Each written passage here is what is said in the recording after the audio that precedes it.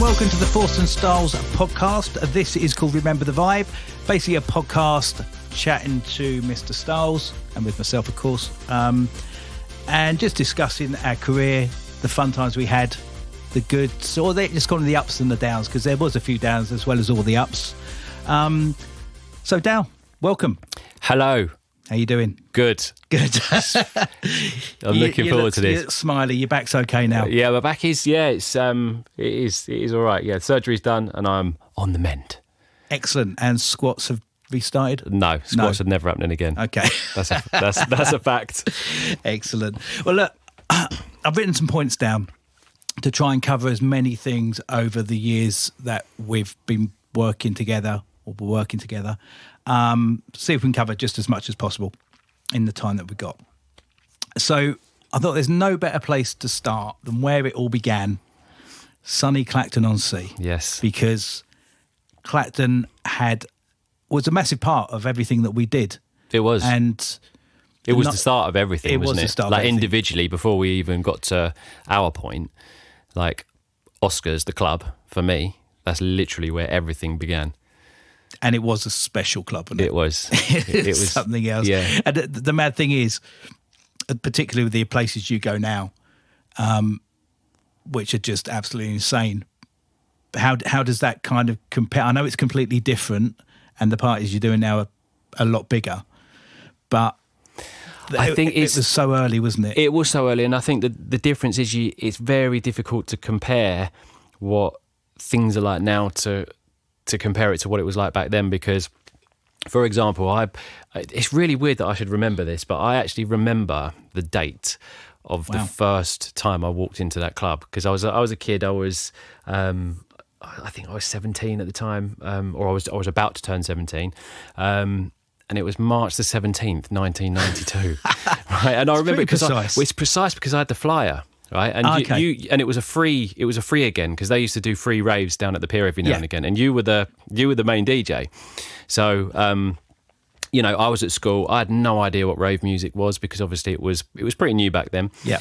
But a lot of people talked about this club, and I went down there, didn't even know what the dress sense was or anything. So I go down there in my school shirt and my school trousers and school shoes, because I didn't know what was going on. Walked in, and literally that was it. It just hit me, and because I'd never experienced anything like it. The music was just unbelievable, and I just remember going. I was literally the first. I haven't danced since, I don't think, but I was the first one on the dance floor and the last one off it, and I was covered in sweat at the end of it. You were playing. You were the headliner, and I will never forget that. And that was the night that literally changed everything. Yeah. I mean, it was. From the early times when I was playing down there, which I think was the first one was 91 that I DJ'd in there, but I was there was a massive roller rink on the pier, as you well know, and I was DJing in the roller rink as well, just on what we call normal music, I guess, but just slipping a few ravey tracks, and then it just kind of went from there. But those all-nighters as well that they used to have down at Oscars were just something else. They were unbelievable. I mean, for anyone that doesn't know Clacton Pier and never went to those, the pier would literally be turned into a massive rave, and the aquarium would be used, the bumper cars would be used. Yeah. Bumper cars was the techno room, yeah. The roller rink was become the hardcore and drum and bass room. Yeah. And Oscars was like house, wasn't it, at that point, I think? Yeah, the club was house, and then you had Scruples, which was just, I don't know, you can't even remember what Scruples was at the time. But, I mean, it was, I think the busiest one there ever, hopefully the council's not listening, but it was probably about 5,000 people, wasn't it? Yeah. on the pier. I think as which well, was crazy. what we didn't realise at the time, because, you know, like I say, we're going back to like 92, 93, is the calibre of artists that were coming down. You know, you had Carl Cox, Fabian Yeah. Groove Rider, Slipmatt, everyone who was absolutely at the top of their game. The Prodigy would come down there and play live. This was all, we were so lucky. It was all on our doorstep. And everyone would literally travel to the pier to go down there. I mean, it was unbelievable. Yeah, funnily enough, I remember it was a Boxing Day, and people used to go down and still pick up their tickets on a Boxing Day morning. And I remember being down there because we used to get proper involved. I used to help out putting up the backdrops with Stevie Mallet, and you know, we used to be proper involved with that and just have great fun. But people would just rock up and say, "Oh, where you come from?" "Oh, we've come over from Ireland," or "We've come down from Scotland." Yeah. It's like, seriously, you come down to Clacton? Yeah, Like, yeah. we used to come from everywhere. Yeah, It and was bear in insane. mind that back then, everything was literally either word of mouth or flyers or the odd sort of rave mag. Yeah, absolutely. And that was how people found out about it. There was a different sort of romance about it back then, wasn't there? And officially listed as one of the top 4 clubs in the country at the time. There you go. in Mixmag, wasn't yeah, it? so that's how lucky we were. It was on our doorstep. Well, exactly. Yeah. And so that's obviously where it all began. And it was kind of I guess it was kind of a fluke, really, how the Force and Styles thing came about, because I was DJing. You were behind the bar at the time? Well, I mean, if you take it back to Obviously, we was doing the Evolution stuff. yeah, if you take it back to the how we met, the Force and Evolution yeah. situation, which was there was a rave that was going on in Colchester Uni, and it was called Raven, Yeah. and you were a ticket seller. Yep. And me, Gary and Darcy at the time, I think we came round to yours to buy tickets. Yes. So that's how we met, because your girlfriend at the time, Paula, Yep. I knew her from school. So she introduced us. Yep. And she was like, oh, look, you should do something together at some point. So that's when we actually got our heads together and started doing the Force and Evolution It's stuff. kind of weird, actually, because I'm sure you know this, but Paul Hughes, who was part of the Evolution, obviously, I used to go to school with his brother. Yes. So I used to go round and see Phil. Yeah. And Hozzy used to be taking apart keyboards or whatever Yeah. home at the time. So I kind of knew Paul beforehand. Absolutely. But that's Clacton for you. You Yeah. just kind of know everyone. Yeah, small town. It is. But yeah, I was working behind the bar, after that point, when we were still Force and Evolution, I was still sort of Yes. working behind the bar. And then I managed to get I kept sending my tapes in, didn't I, to Lee and Christian, and they gave me some gigs. And I think then what happened was you were a resident, I became a resident, and then they just naturally put us on the flyer as Together. residents, Force and Styles, Yeah. even though we weren't a partnership back then as Yeah, Force exactly. and Styles, but it looked good. And it kind of went from there, didn't it? Now, for those that don't know, because not everyone's going to know, explain how you got the name Styles. Styles. Well, it was because you had a friend, didn't you, called Scott Styles? I was putting on, actually in 92, Yeah. I put on a night called Fever at Right, Oscars. that's it. And Which I had the flyer for as well. yeah, and I was using Scott as he was an agent. Yeah. Which was he Tough Dance? Was it Tough Dance? I can't remember now. But Scott was also it was also the promoter of Rave World Right. down at Tasco Warehouse. Mm-hmm. So I used to go down to those and see Scott. And you met Scott one day. That's it. You thought, oh, that's a cool name. That's a cool I name. might use that. Yeah. And that was it. Then DJ Styles became a thing. It became a thing. Yeah. So we started DJing together at Oscars, and it just kind of built from there. Now, the funny thing that people definitely won't remember, as you mentioned, Lee and Christian. So that was in 92, Yeah. and 32 years later, Lee is your agent. Yeah. I mean, he's been my agent for, well, I think 2008 he became my agent. But It's a long time, isn't The it? irony is he gave me my first ever gig, and then He's still giving you gigs. And he's still giving me my gigs. Good lad. Yeah. So, but not so much Christian now because he's moved away, but Lee's been in our lives for, well, Yeah. since then. Since then. Really, we've all been mates since then. So, which is all good to keep the family together. Absolutely. which is all nice. So, so through the Oscars days, that sadly, well, I say sadly came to an end. Everything comes to an end. Yeah.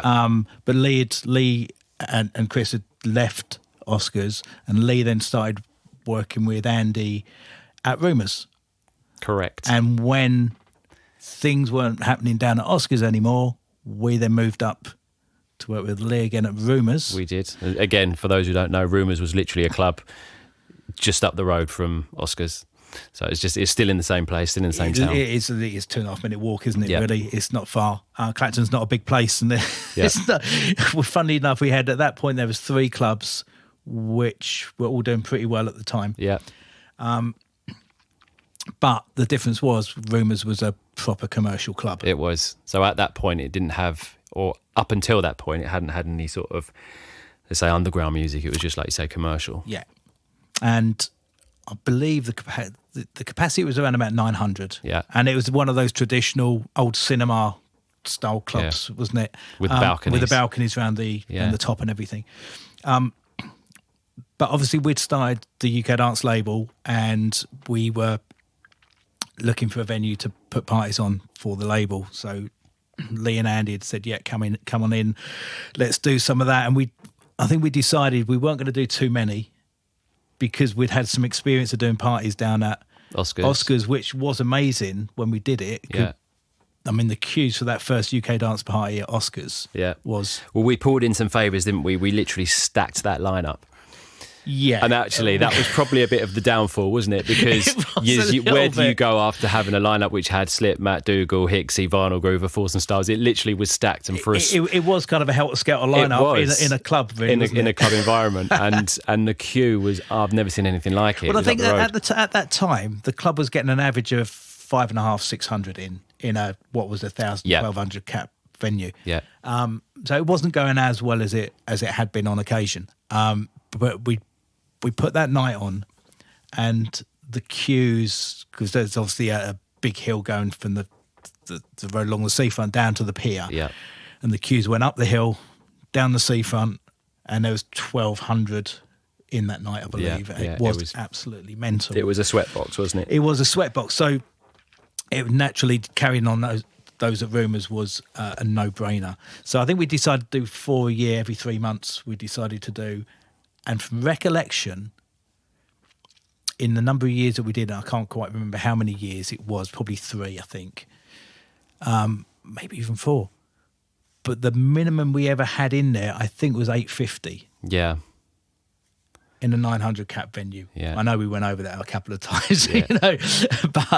but it was so popular, and the boys would love coming down as well, wouldn't they? Because we'd obviously have 3 headliners, and we'd still the 12 o'clock set every time, which is always good fun. But it was just a fun night, wasn't it? And it's always rammed, and that was the great thing about the late 90s, mid to late 90s. Yeah. It was just nearly always busy. It was. It was one of those things, wasn't it? And again, all we really had was flyers and word of mouth. And just the fact that... I also think, obviously, back then, the club itself had the prestige of people would want to go to the club. Kind of... you'd get a percentage of people that go to the club regardless of who was on, because it was a big club, but we were stacking the lineups, weren't we? But do you recall, though, back in those times, and this is how things are different now, is that during the week Tuesdays were busy at Tom Pepper's, which is a pub in town.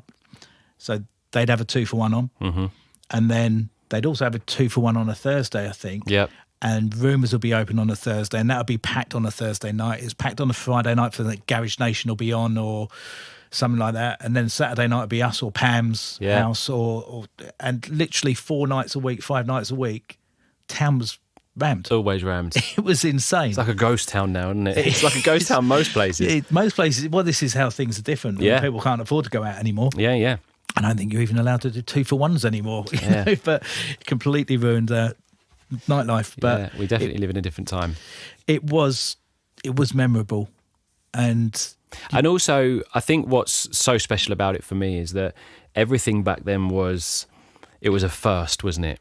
So the music was a first. You know, the rave music that was coming out, we'd never heard anything like it. Everything was happening for the first time. Even our style of music, you know, we didn't go out to try and be something creatively brand new. We were just finding our feet, making our sound, doing our thing. But it was a first. We weren't trying to be sort of copy anything that had gone before us. We were just doing something, weren't we? Yeah. Whereas now it is very difficult because musically, everything's been done. Yes, and everyone's doing it. Yeah. I mean, everyone's a producer, everyone's a DJ, which it wasn't the case back in those days. No. It was a high percentage of ravers, and a few people were like, I think I'll give this a go. Everyone was experiencing everything for the first time. I'll tell you what I used to love as well, just often sit back and remember that it honestly was a lifestyle. And I don't mean just the DJing, but the scene was a lifestyle. So every day there'd be something going on, like on a Sunday, do you remember the radio station? And we'd go round the corner, I won't say where it was, we'd go around the corner and play a set in the radio station. And then that would go out, and then literally you'd be walking down the road and everyone's playing hardcore or drum and bass out their car windows. And it lived and breathed it, and everybody lived and breathed it. It absolutely was the old saying, live for the weekend. That's what it was. You know, and I'm sure there's, you know. Well, I must admit, we didn't really take any notice of that because, you know, the week lasted till Monday, and then we started on That's Tuesday. True. Tuesday night, Tuesday night. I don't know how we coped. Yeah, that's being young. Yeah. To be honest with you, have half a bottle of wine now, I'm done for a week. Yeah, it's game over. It's ridiculous. But one of the other things, obviously, we was doing Rumours, and one of the things that we did, we felt like it was a great idea to have an after party on the Sunday, because that's what you did at the time. And next door to Oscar's on the pier was the Cockney Pride. Uh-huh. And the Cockney Pride was run by Karen Mallet, Steve, but my closest friend in those days, and still is. And so his mum was running the pub. So we went to her and said, Karen, fancy a party on a Sunday afternoon? And back in those days, it was 10:30 closing. Yeah. Remember that? So we decided, in our infinite wisdom, to put a Sunday afternoon party on after the UK dance at Rumours and just see how many people would turn up. And this was running from, I think it was 1 o'clock in the afternoon until 10:30. But it wasn't hardcore. Actually, there was no hardcore, was there? There was a bit of old school. Yeah, a bit of old school and trance, wasn't it? Old school trance, garage, bit house. Yeah, just all locals. All local DJs. All the boys come in, and Craig would come down, Craig Wiggins, MRL Productions these days, with the sound system. Yeah. Bowie would come down with his box of tricks when he was garage sets. Yeah, Barry, Terry, Brian, everyone would come down. I don't think until really later on, and there was any kind of headliner DJs as they'd be known at the time. So, you know, the Slipmats and everyone, no one was booked for that. No, I think I remember it being locals. It was a free party at the end of the day. Yeah. And we thought, can't charge for this. We weren't really getting anything. Actually, we used to get a crate of Becks for it, didn't we? Yeah. Get a crate of Becks, and everyone did everything for nothing. So I remember vividly that first party where we'd gone down, Craig had set up the sound system, and a few of the boys had come down and was just playing some, you know, nice house throughout the day, and no one turned up. And I was just standing there. We'd started at 1, it's about 3 in the afternoon. It's like nothing was really happening. It's just like, oh God, this is going to be a night. We've got to do this till 10:30. And around about 7 o'clock, I see walking down the hill towards the pier, I saw about 7 or 8 people, closely followed by another 7 or 8. And then people started coming from everywhere. And to say the place was rammed by probably 8 o'clock, out of nowhere. Yeah. And that party, I still think goes, not that particular, but Sunday service was my favourite thing in Clacton. Yeah, they were amazing. It was awesome. Yeah. And by 10:30 at night, playing the last tunes, there's people stood all around the bar. Yeah. You remember that? Stood all around the bar dancing. We was playing trance because we loved playing a bit of trance at the time. And that then become a regular thing. Every UK dance that we did, and actually, we used to have fun with it. We'd put them on the most random Sundays. There weren't bank holidays or anything at the time. Middle of October, let's do a Sunday service to see what happens. And inevitably, it was absolutely packed. It was cracking. It was just absolutely insane. So, and the other one I mentioned obviously was Peppers. So Peppers was at the top of the hill opposite the pier, and that was the pub and a nightclub, or still is a pub and a nightclub. But the funny thing about that was so good on Tuesdays and Thursdays. I think Dougal even used to come down, didn't he, to kind of witness the chaos. Dougs would always come down. But people would be dancing. Tony Easy T would be DJing in there. Yeah. And people would be dancing on the tables. I mean, my God, the 90s was, in comparison to now, it was just completely off the hook. It was. You were definitely allowed to do a lot more. You got away with a lot more back then. It was fun times. And people wonder why I've got grey hair and I'm looking older now. And it doesn't take a lot of working out.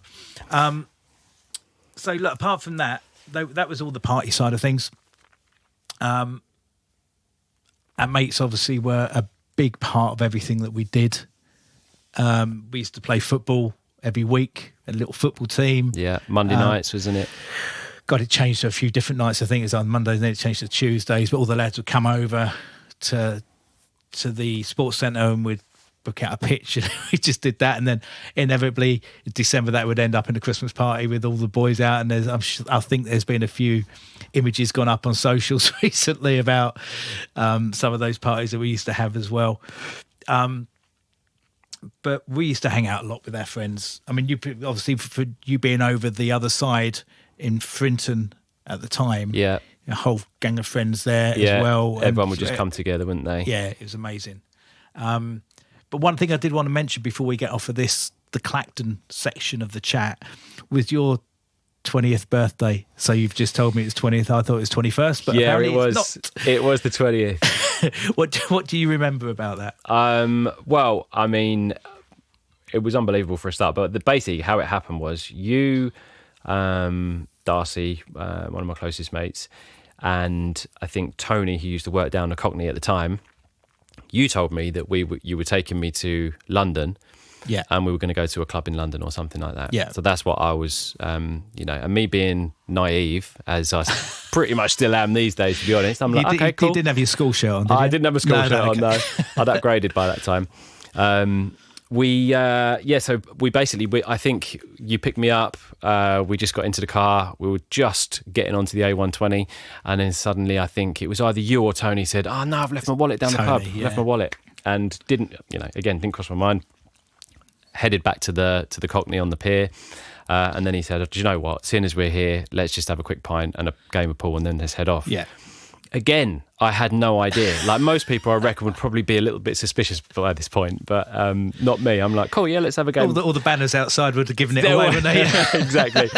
So, and there we were, literally just set the pool table up, cracked on with a game of pool, and then suddenly the big swing doors opened and the whole pub just filled up. And you guys had arranged Do you know what? We felt really bad doing that because all day me and Darcy were out sorting stuff out. Right. And it was like, Dan's on his own for his birthday. It felt really gutted. And but when the doors opened and everyone come down, didn't they? Yeah. It was vibes. It was unbelievable because obviously not only this is obviously, bear in mind, quite early on in our sort of, I guess, professional capacity, but we had having all my friends there as well, and then suddenly seeing Dougal walk in, Slipmat, Alex who run Dance Paradise in Great Yarmouth at the time. All of these people, Vibes was there as well. Yeah. I'm like, oh my gosh, like some of that would have been 95. You was 20, wasn't it? This was 95. 95, yeah. So we hadn't had any of the big tracks out at that point. No. So it was a very early UK dance stage. Yeah. This would have been around sort of Wonderland and those type of tracks, I think. But I think it was on a Tuesday night or something as well. Yeah. On a Wednesday night. It was midweek. Yeah, definitely midweek. Yeah. But it's one of those things that you just never forget. I remember being dropped off that night, dropped back home, and I think Dougal and Vibes were in the car and they dropped me off, and I'm like, even though we were very friendly with Dougal at that point by then, but I'm like, oh my God, DJ Vibes and Dougal have just dropped me off. This is mental. What is life about? It is. Well, you still think that. I still think that now a lot of the time because I mean, I did a back-to-back with Sedders the other week at Has in Milton Keynes, and you know, at the time back in those early days, John was King Dingaling, you know, and you're looking like 30 years later just doing back-to-backs, you know. It's still weird. Yeah, for the reference of the tape, you might want to say Seduction, because most people might not know who Sedders is. Sedders is DJ Seduction. Yeah, I do apologise. Sorry, John. It's just always Sedders, isn't it? It is, yeah. It's always Sedders. But again, what an absolute legend. And you know, even the other night, I went down a Spotify wormhole and I was listening to the Fantasia playlist. For no other reason, I just sort of found myself going there. And I was listening to a Seduction tune come on, and it was like, oh my God, just the memories of this music. And not just the music, by the way. It's like, it's actually listening back to the production of these tunes that these people were making back then, and it's phenomenal. Yeah. Like the tunes that Slipmatt and Seduction and these guys were making back in the early 90s, and you listen to it now, and production-wise, it stands up to what's going on now. Yeah, it was. And John's and Matt's production was insane. Yeah. Absolute you class. You listen to Breaking Free, or any of the sort of early Seduction stuff, and anything on Impact, basically. Yeah. I mean, even when John was recording at home, the production was just ridiculous. It was so much better than everyone else's. It's crazy. But okay, well that's cool. On that note, can I have a glass of water? Yeah, let's stop there. Do you remember